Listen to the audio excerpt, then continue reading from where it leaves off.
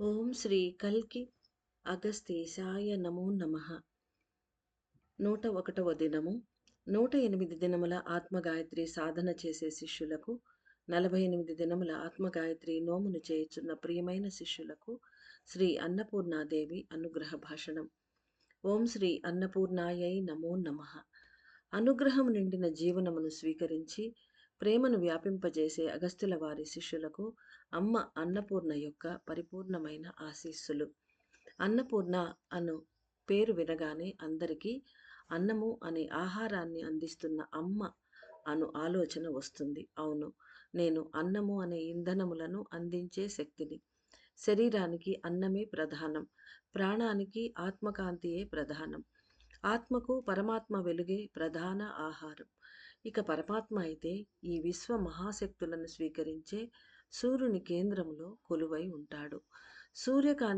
కాంతియే అన్నానికి ఆధారం, ఇతర అన్ని విధములైన ఇంధనములకు కూడా ఆధారం. అయస్కాంత శక్తిగాను ఉష్ణశక్తిగాను వ్యక్తమయ్యే శక్తులే 4 విధములైన ఖనిజ శక్తులుగా ఏర్పడి అనేక విధములైన ఇంధనములుగా రూపొందుతున్నవి. మానవుని ప్రాణమునకు ఆధార ఇంధనమే సూర్యుని కాంతి. అన్నపూర్ణ అయిన నేను ప్రతి ఒక యుగ కాల ఎల్లలో భిన్నమైన పనిని చేపడతాను. కలియుగ ఎల్లలో అయితే పూర్తిగా భిన్నమైన పనిని చేపడతాను. 108 చతుర్యుగ కాల ఎల్ల అయి ఉన్నందున మరొక 108 చతుర్యుగముల కాల ఎల్ల మరొక 108 చతుర్యుగముల కాలము ఆరంభం కాబోతున్న కారణాన నేను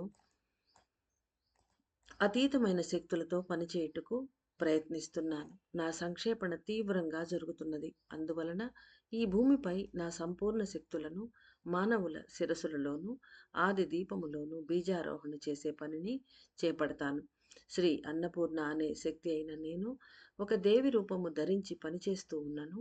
నేను ఒక అణువును అనియు ఈశ్వరుని ద్వారా నియమించబడి ఉన్న పనిని చేపట్టి ఉన్నాను అని అందరూ తెలుసుకోవాలి. అన్నపూర్ణ అనే శక్తికి అయస్కాంత శక్తులు, ఉష్ణశక్తులు సరిసమ పరిమాణంలో ఉంటాయి. 4 ఖనిజ శక్తులను కూడా సరిసమ పరిమాణములలో నేను తీసుకొని ఉన్నాను. అయితే చేసే పనికి తగిన విధముగా ఇంధనములను మార్చి అమర్చుతాను. మానవుల శిరస్సులో కూడా 4 విధములైన ఖనిజ శక్తులను కురిపిస్తాను. మానవుల అవసరాలకు తగిన విధంగా నేను శక్తులను అందిస్తాను. ఆది పరాశక్తి అంశమైన నేను మానవ కులమునకు కావలసిన ఇంధనములను అనుగ్రహించుటకే ఉద్భవించాను. శ్రీ అన్నపూర్ణ అయిన నేను ఈ సమయంలో శ్రీచక్ర ధ్యాన సాధన చేస్తున్న మానవులకు ఏ విధమైన పనులను చేపడతాను అనియు, నా సంక్షేపణ ఎలా జరుగును అనియు, వాటి పరిణామములు ఏమిటి అనియు తెలుసుకొనండి. సకల దేవతల సంక్షేపణ జరుగుతున్న ఈ సమయంలో ఈ భూమి కదలిక కూడా సంక్షేపించును. భూమి యొక్క పునర్నిర్మాణము జరుగుట ప్రారంభమగును. దేవతల సంక్షేపణ అనేది ఈ విశ్వమంతటా జరుగుతున్న ఘటనయే అయినను దాని పరిణామములు ఈ పృథ్వీ గ్రహముపై మాత్రమే అధిక ప్రభావంతో వ్యక్తమగును. శ్రీచక్ర ధ్యాన సాధన అనేది దేవతల సంక్షేపణ కోసము, శివుని విస్తృతమైన కదలిక కోసము, కరుణ అనే వాకిలి తెరుచుకొనుట కోసము జరిపించబడుతున్నది. కావున ఈ భూమిపై ఏ దిశలో జీవిస్తూ ఉన్నను దేవతల సంక్షేపణకై సహాయపడే ఆత్మలు గొప్ప ఫలమును పొందగలరు. మీ శిరస్సులలో ఉన్నతమైన మార్పులు జరగగలవు. జీవాణువు గూడు మొదలుకొని 7 చక్రముల వరకు అన్నీ సంక్షేపిస్తున్నందున, కొత్త పరిణామముల వలన వేరొక అవయవములు ఏర్పడుతూ ఉన్నందున ఈ సమయంలో అందరూ ప్రశాంతంగాను మౌనంగాను ప్రవర్తించుట మంచిది. నా నివాస స్థానము అనేది జీవాణువు గూడు ఒకటే. 12 శక్తులచే రూపొందించబడిన జీవాణువు గూడు అనబడే పీనియల్ గ్రంథిలో ఒక అంగముగాను ఒక శక్తిగాను నేను పనిచేస్తాను అని గ్రహించండి. నేను జీవాణువు గూటి నుండి అన్నము అను ఆహారమునకు సంబంధించిన ఇంధనములను ఎల్లవేళలా కురిపిస్తూనే ఉంటాను. ఈ సమయంలో జీవాణువు గూడు క్రమక్రమంగా కరుగుతున్నది. శ్రీ దుర్గా అను ఒక పొరలోని శక్తి సంక్షేపణ చెంది ఉన్నది. ఇప్పుడు నేను కూడా సంక్షేపించనారంభించాను. మానవులందరూ తమ నిజస్థితిని తెలుసుకోవాలి. అత్యంత జాగరూకతతో వ్యవహరించవలసిన కాలం ఇది. దేవతల సంక్షేపణ అనేది జరిగినప్పుడు అన్నీ సంక్షేపించుటకు మొదలుపెట్టును. ఆదిశివుని విస్తరణ పూర్తిగా జరుగునంత వరకు అనేక విధములైన శక్తుల కొరత ఏర్పడగలదు. భూమిపై ఉండే ధాన్యముల కొరత ఏర్పడును. అన్నము అనేది మాయ అనియు, దానిని తినకుండానే ఉండాలనియు ఈ కాలంలో మానవులు చెప్పటం మొదలుపెట్టి ఉన్నారు. అన్నము అనేది వరి అనే ధాన్యము నుండి ఏర్పడుతున్నది. ఈ భూమిపై మొట్టమొదట ఈశ్వరునిచే సృష్టించబడిన అత్యున్నతమైన ధాన్యము అనే ఆహార పదార్థము వరి కంకులే అయి ఉన్నవి. బియ్యము అనేది వాటి నుండి పొందే ఉన్నతమైన శక్తి అయి ఉన్నది. ఈ కాలంలోని మనుషులు అన్నాన్ని సక్రమంగా స్వీకరించనందున అహంకార కలుషితాలు పెరిగిపోతున్నవి. అన్నం తినే వారికి ప్రేమ పెరుగును, అహంకారము నాశనమగును అనేది ప్రకృతి సహజము. ఈ సమయంలో మీ శిరస్సులో ఉన్న జీవాణువు గూడు యొక్క రెండవ పొర కట్టడం, అంటే ఈ పొరలు పొరలుగా ఉంటుంది కదా! జీవాణువు గూడు 12 పొరలుగా ఉంటుంది. అందులో మొదటి పొర దుర్గమ్మ. ఆ మొదటి పొర నిర్మాణం అంటే ఆ స్ట్రక్చర్ ఏదైతే ఉందో వర్టెక్స్ లాగా సుడులు సుడులుగా ఆ మొదటి పొరలోని సుడి దుర్గమ్మ ఆమె సంక్షేపణ చెందిపోయింది. ఇప్పుడు రెండవ పొర నిర్మాణము ఏదైతే ఉందో ఆ కట్టడం స్ట్రక్చరు అది కరిగి కలిసిపోవుటకు ప్రయత్నిస్తున్నది. ఈ సమయంలో మీ శిరస్సులో ఉన్న జీవాణువు గూడు యొక్క రెండవ పొర కట్టడం లేదా నిర్మాణము కరిగి కలిసిపోవుటకు ప్రయత్నిస్తున్నది. అన్నపూర్ణ అయిన నేను 108 మంది మానవుల జీవాణువు గూటి నుండి కరగనారంభించినచో ఈ భూమిపై పెద్ద మార్పులు సంభవించును. ఈ సమయంలో అయితే 1008 మంది మానవుల శిరస్సులలో ఉండే జీవాణువు గూడు కరుగనారంభించి ఉన్నది. కావున అన్నపూర్ణ అయిన నేను సంపూర్ణముగా కరుగనారంభించి ఉన్నాను. శ్రీచక్ర ధ్యాన సాధన చేసే ఆఖరి రోజున ఆదిశక్తితో పూర్తిగా సంక్షేపించి బిందువును కూడా మేము కరిగించి వేస్తాం. నేను కరిగించి వేస్తాను. ఈ సమయంలో శ్రీచక్ర పూజను చేసే మానవులందరి శిరసులలోనూ శక్తులుగా వికసించుటను తెలుసుకొనండి. నేను పూర్తిగా సంక్షేపించే ముందు నా శక్తులు అనబడే ఇంధనములను సంపూర్ణంగా కురిపిస్తాను. మీ ఆయుష్కాలము ఆఖరు వరకు అన్నము అనే ఆహారమునకు కొరత అనేది లేకుండా కాపాడుతాను. శిరస్సులోనే అన్నానికి సమానమైన శక్తులను భద్రపరిచి అనుగ్రహిస్తాను. ఇతర మానవుల శిరస్సులలో కూడా నేను క్రమక్రమంగా సంక్షేపిస్తాను.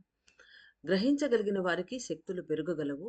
తెలుసుకోలేని వారు వాటిని తీసుకొని ఉపయోగించుకోలేక ఉండిపోతారు. ఈ భూమిపై ఇక రాబోయే కాలంలో భూ సంబంధిత అనేక ప్రళయములు సంభవించగలవు. అన్నం అనబడే వరి ఉత్పత్తి తగ్గిపోవును.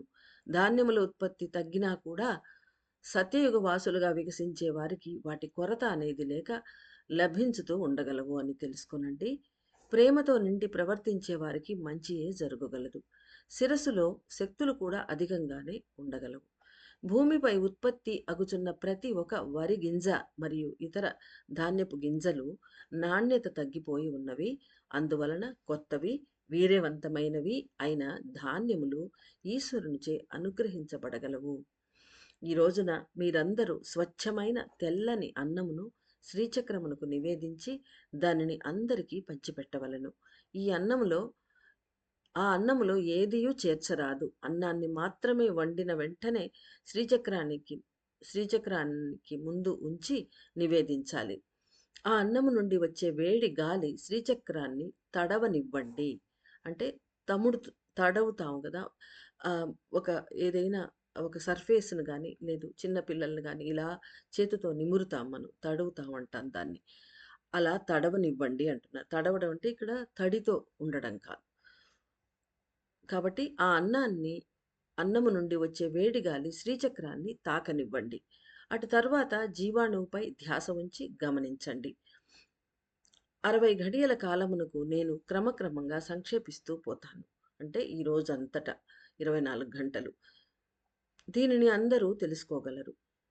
శ్రీచక్ర ధ్యానము పూర్తి చేసుకున్న తర్వాత ఈ పనిని చేయాలి. అంటే అన్నాన్ని నివేదించడం గానీ, ఆహ్, ఆ గాలి దానికి తగలనిచ్చేలా చేసి తర్వాత ఎత్తిపెట్టడం. ఆ తర్వాత కొంతసేపు అమ్మ సంక్షేపణని జీవాణువు గూటిపై ధ్యాస పెట్టి కొంచెంసేపు ధ్యానించడం ఇవన్నీ కూడా పూజ తర్వాత చేయమంటున్నారమ్మ. ఈ రోజున శ్రీ వైకుంఠ ఏకాదశి అనే పవిత్ర దినం కూడా సిద్ధిస్తూ ఉన్నది. కావున అందరూ అన్నాన్ని స్వీకరించకుండా ఉండేందుకు ప్రయత్నించాలి. మీరు నివేదించిన అన్నాన్ని పక్షులకు, ఇతర మానవులకు పంచిపెట్టాలి. పశువులకు పెట్టినా కూడా మంచియే జరుగును. అన్నము లేక మాడిపోయే ఒక స్థితి ఏ విధంగా ఉంటుంది అనే విషయాన్ని లోతుగా అర్థం చేసుకోవాలి. అన్నపూర్ణ అయిన నేను సంక్షేపించినచో ఈ భూమిపై అనేక ప్రకంపనలు పుట్టును. ఏర్పడే భౌతిక మార్పులను తెలుసుకోవాలి. నేను సంక్షేపణ చెందుతున్నందున అనేక అణువుల సంయోగం ఒక్కటిగా కలిసి జరుగును. దానివలన ఉద్భూతమయ్యే ప్రకంపన తరంగాలను తీసుకోవటమే చాలా కఠినం. అందరూ జాగ్రత్తగా ప్రవర్తించవలసి ఉన్నది. అన్నాన్ని నివేదించి పూజించేందుకు ముందు ఈ అన్నపు శక్తి 108 చతుర్యుగ కాలం వరకు నిలిచి ఉండాలి అని ఆశీర్వదించి శుభకామనలను తెలపాలి. అంటే మంచి ఆ కోరిక కోరుకోవాలి అక్కడ శుభాకాంక్ష. శుభాకాంక్షలంటే ఏందో కంగ్రాచ్యులేషన్స్ అని ఇంగ్లీష్‌లో చెప్పినట్టుగా కాకుండా, మనం ప్రతి పూజ తర్వాత శుభకామన చెప్పేది ఉంది. సర్వే జనా సుఖినో భవంతు, ఆహ్, కాలే వర్షంతు అని చెప్తాం గదా! ప్రతి కాలాల్లో వర్షాలు కురవాలి అన్ని కాలాల్లో. అందరూ సుభిక్షంగా ఉండాలి. ఈ శుభకామన అనేది ఒకటి మన ప్రతి పూజ తర్వాత చేసేది మన సనాతన ధర్మంలో ఉంది. దాన్ని శుభాకాంక్షలు అని చెప్తున్నారు. కానీ ఇక్కడ శుభకామన కరెక్ట్‌గా ఉంటుంది. కాబట్టి అలా ఆశీర్వదించి 108 చతుర్యుగ కాలాల వరకు ఇప్పుడు నేను నివేదించిన అన్నం యొక్క శక్తి అలా నిలిచిపోయి ఉండాలి అని ప్రార్థన చేసుకుంటూ, అలా కోరుకుంటూ వాళ్ళని ఆశీర్వదించి ఆ 108 యుగాలను, మహాయుగాలను ఆహ్, ఆశీర్వదిస్తూ శుభకామనలు తెలపాలి. నీటిని తీసుకొని నేలపై విడిచి ప్రార్థన చేసి అన్నాన్ని సమర్పించి పూజించిన తర్వాత మీ శిరస్సులో జరిగే మార్పులను అనుభూతి చెందండి. మీ శిరస్సులో అనేక విస్ఫోటనములు జరుగును. జీవాణువు గూటి యొక్క రెండవ పొర యొక్క సుడి కరిగి సంక్షేపిస్తున్నందున ప్రాణము యొక్క సంక్షేపణ లోపల, వెలుపల కూడా అత్యంత వీర్యవంతముగా జరుగును. అంటే లోపలే కాకుండా బయట కూడా మనం చుప్పనైపోతాం. అంటే సైలెంట్ అయిపోతాం మనకే తెలియకుండా.